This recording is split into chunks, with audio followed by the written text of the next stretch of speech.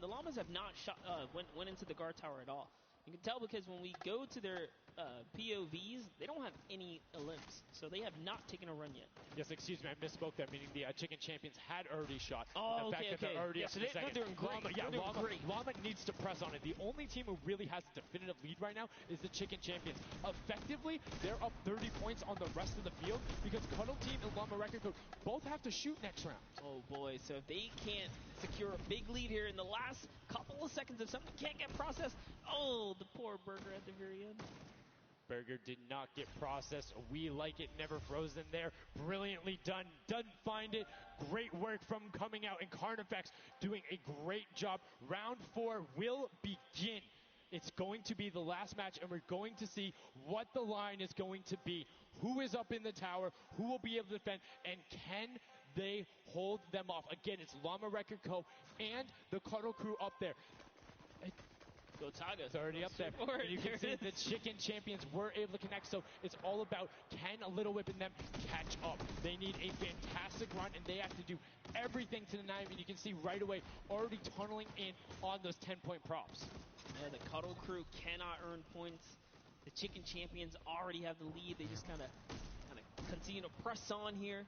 Llama Records are up at their run, but it still matters. There's so much on the line for depending on each game, right? Each game is worth so much. You still want to hold your placement regardless of what. This is still a fantastic game for all the teams in the top 3 right now. And I mean, we saw the Ravens come up huge in their last match, pushing all the way from 7th into 3rd because of clutch last-minute decision-making. Right now, Little Whips are trying to do everything they can to catch up with the Chicken Champions and not deny them. Ninja still sticking with the water heater runs, trying to get as many of those in, but the Chicken Champions are still stretching out their lead. They have a 25-point lead, which means the Little Whip Warriors have to either start fast running with the 5-point props or switch to 10-point props. They cannot catch them doing a patient 5-point strategy right now. They won't have enough time with how good the Chicken Champions have been.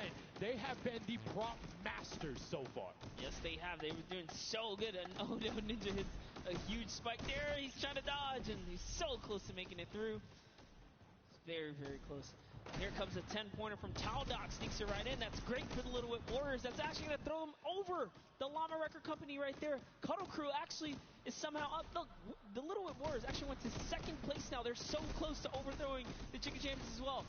It's going to come down to the last final moments. Can the Little Whip Warriors get the runs they need to? You can see Kaz is taking the corner route, trying to find whatever he can, and he's doing it very well so far. Avoiding the jump pads there. Pretty sure Ninja called those ones out on the run since he hit them on the last time. You can see they're only 20 points down. They're all on 5-point props right now. They will be able to do it, but all of a sudden, Fish Fam is right there as well. They're only 25 points up. Here comes a rotation of prop. 5 points will be coming across for the Little Whips. Fish Fam also getting it, but Cuddle Crew does finally get pushed up there. Brilliantly done. 15 points now separates them, but Ryan gets one in for the Tender Defenders, pushing it back up to 25 with only 30 seconds remaining. Rubius knows if he can get this water heater in, if he can be safe. Oh, apologies, hidden so well. He was the statue going on there, and as you can see, hits the jump pad, stays on the corner, will get it in. That's going to push them 30 points clear. But as I say that, Fish Fam catches right back up. 19 seconds left, Monster, in the final match of set 2 on Junkyard Juke. Can the last minute scores come through? 25 points. They need a run of 10s. Kaz got in. The box is coming just behind. Fish Fam gets picked up. The Chicken Champions have done enough to round out the final match. Brilliantly done in match 2. Repeat in match 3. They are the Chicken Champions.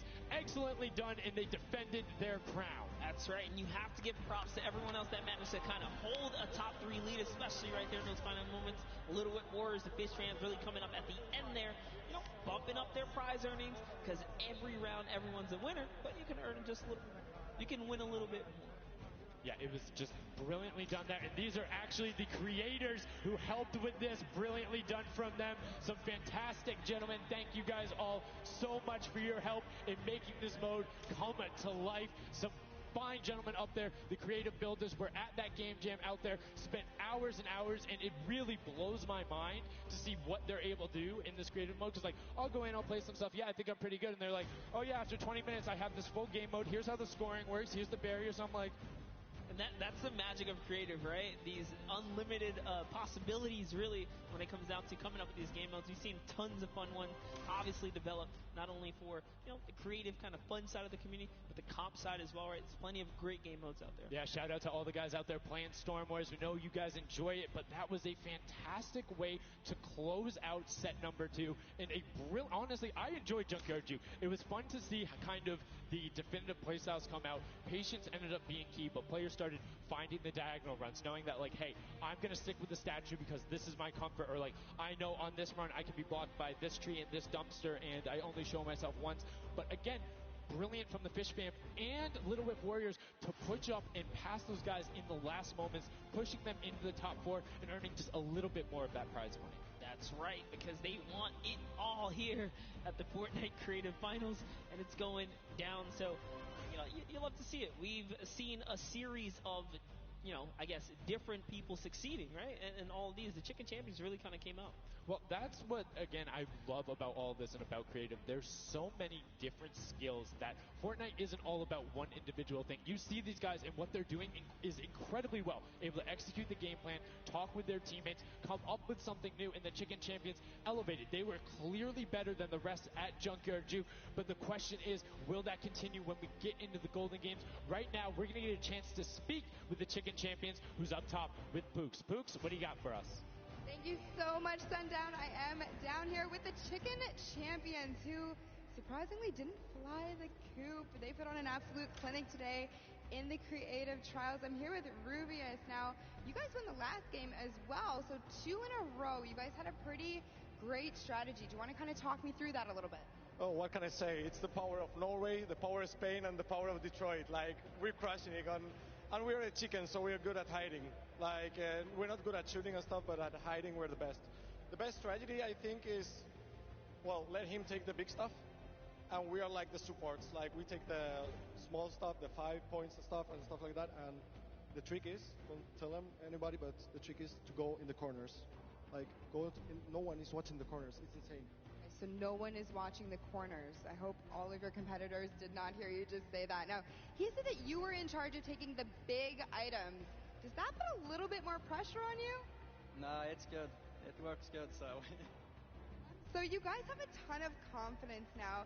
You have won 2 games in a row. I'm so excited to see how you all perform in the rest of the day. Going into these next games, do you have anything you're going to change, or are you going to keep things the same? We're just going to keep things the same, stay consistent, keep a level ahead, play slow. That's really it. So. And finally, just for you there on the end, I just want to talk a little bit about, you touched on